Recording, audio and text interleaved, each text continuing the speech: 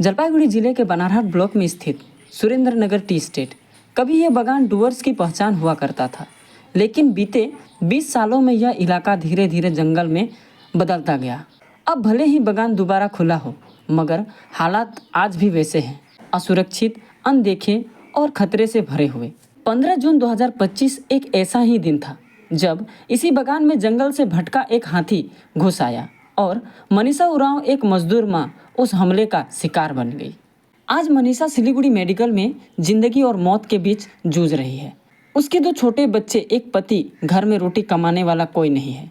जिस बागान में वो रोज पत्ती तोड़ती थी, वही बागान अब जंगल बन चुका है और उस जंगल ने उस पर हमला कर दिया। पेशेंट है कैसे मोर घुतनी है के मोर देवर कर बुढ़िया रहे के तो हाथी तो रात के आए रहे, बहुत बगरा हाथी आए रहे से दिन।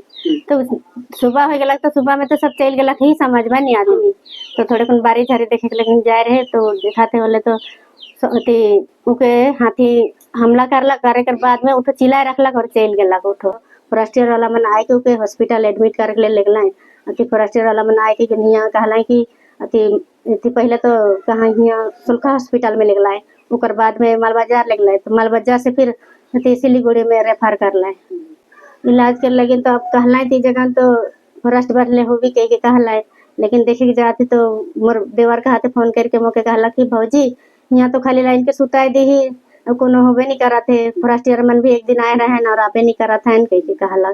और डिपार्टमेंट से कोनो एखन तक मदद नहीं मिले और जे आहत हुई है उनकर परिवार कर जे परिस्थिति है बहुत ही दर्दनीय है।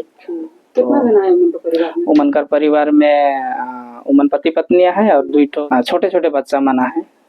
जे परिस्थिति हमिन तो यहाँ जिया थी रिसेंटली हमिन फील्ड में आई से कहे सकीला जे बागान जब खुला रहे तब कर परिस्थिति कुछ और रहे, लेकिन 22 साल जब बागान बंद रहे तो अगल बगल इतना जोर जंगल माने फॉरेस्ट बराबर हो गया और बाद में एखन फिलहाल बागान खुल रहे तो खुल के कुछ साफ सुथर हुई रहे, लेकिन एखन कर जे परिस्थिति है फिर से ओहे जैसे हुई जा है तो जंगल झोड़ कर वजह से हमिन के हालांकि हमिन बनारहाट जेल व नागराकाटा जेल या तो रेड विंग से हमिन के हाई रोड से गांव तक पहुंचे के लिए 7 किलोमीटर का रास्ता तय करे पड़ेल। बीच में हमिन का जंगल झाड़ बागान का रास्ता भी खराब है, से हिसाब से हमिन के बहुत ही माने डर कर सामना करते हुए अपन घर कहीं जा रहा वापस आवे पड़ेल।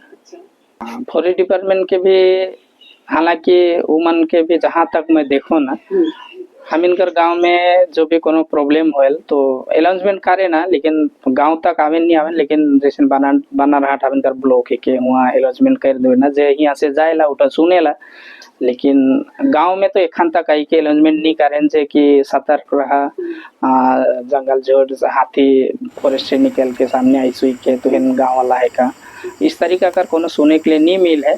लेकिन फिलहाल जब भी जहाँ तक हमिन के कोनो इस तरीका कर सामना करे पड़ेला तो फॉरेस्ट वाला के फोन करीला तो निश्चय हमिन का फोन के रिसीव करे ना और बात करे ना, और जहाँ तक उमने हालांकि लेट में पहुँचल से भी उमने आवे ना बागान बट से तो एखन तक ही हालांकि उठो बागान कर वर्कर रहे जबकि तो पूरा डुअर्स में फैल गया कि हाथी हमला कर रहे, लेकिन बागान का प्रतिनिधि कोई भी हो, सब स्टाफ हो कोई भी आई के एखन तक इंक्वायरी नहीं कर रहे जे मोर वर्कर के आने वाला दिन आघात करला हाथी जे ओकर परिस्थिति का है, ओकर घर बाल बच्चा मन कैसे ना है, ये सब की इंक्वायरी नहीं कर रहा है।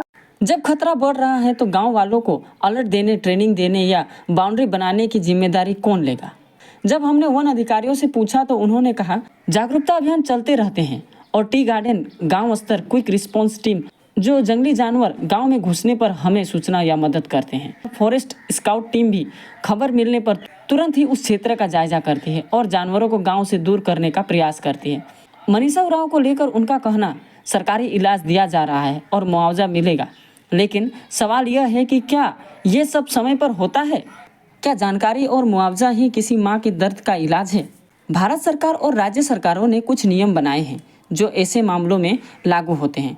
वाइल्ड लाइफ प्रोटेक्शन एक्ट 1972, जिसमें जंगली जानवरों द्वारा घायल होने पर सरकारी मदद या मुआवजा का प्रावधान है। 4 से 5 लाख तक का मुआवजा अगर किसी की मौत होती है हाथी जैसे हमले में राज्य अनुसार। एनडीएमए गाइडलाइंस मानव वन जातीय संघर्ष को आपदा की श्रेणी में रखकर सहायता देने की बात।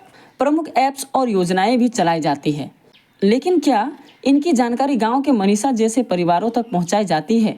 क्या उन्हें ये सब चलाना सिखाया जाता है? हर साल उत्तर बंगाल में 30 से ज़्यादा हाथी मानव संघर्ष की घटनाएं दर्ज होती है, लेकिन हर बार नुकसान झेलता है एक गरीब मजदूर का परिवार। हर बार सिस्टम में सवाल पूछे जाते हैं, लेकिन जवाब हमेशा आधे अधूरे रहते हैं। अगर आप चाहते हैं कि मनीषा को इंसाफ मिले, अगर आप चाहते हैं कि सरकार और वन विभाग जिम्मेदारी उठाए, तो इस वीडियो को शेयर कीजिए और इस आवाज़ को सरकार तक पहुंचाइए। ये सिर्फ मनीषा की कहानी नहीं है, यह हर उस मजदूर का सच है जो हर दिन जंगल और जिंदगी के बीच अपनी लड़ाई लड़ता है। अब वक्त आ गया है सवाल पूछने का और न्याय की मांग करने का।